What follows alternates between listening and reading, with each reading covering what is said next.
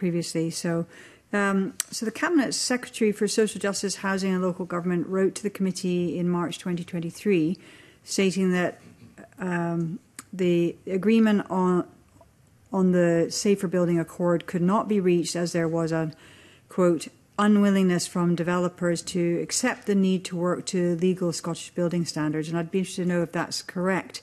And if so, how was the dispute overcome? Okay, thanks. First of all, can I just start by saying I agree wholeheartedly with almost everything that Chris has just said.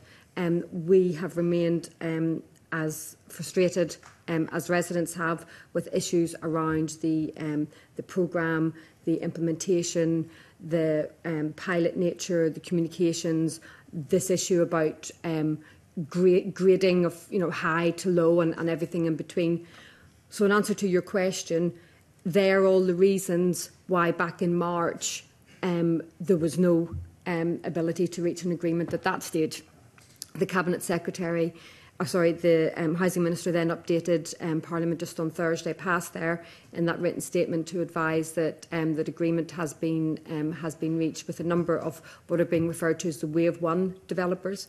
So Scottish Government in February asked to concentrate on those 10 home builders who had committed and had already signed the equivalent pledge in England, and therefore their priority was to focus on those 10 in Scotland initially. So from February, discussions have been happening with those 10 Wave 1 developers.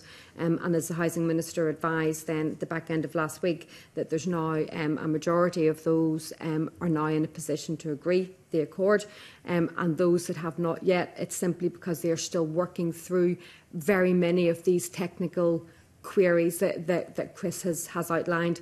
There's no objection to the principle, the commitment to remediation of life-critical fire safety. That's accepted, but there's very real, very genuine, practical questions that only become apparent as you're trying to work your way through this. I think we need to remember that this is something completely new. We're trying to fix buildings that are up to 30 years old. So it's not just a question of a Lego, you take one bit off and put a new bit on. It just doesn't work like that. And a lot of the questions that are coming up and are needing to be answered are arising kind of almost on the hoof, because until you start the investigation, then the other things become apparent. And then the position from the home builders is that whilst they accept the principle of it, they need to understand a bit more about this. So the SBA, the SAN guidance, Scottish Advice Note guidance that Chris mentioned, that was published just before Christmas, and that introduced a whole raft of different questions and approaches that hadn't been thought of until then. And as each SBA is underway, it's unveiling another set of questions. So in answer to your question, that's where the principle is there, and still trying to work out, as Chris has said, the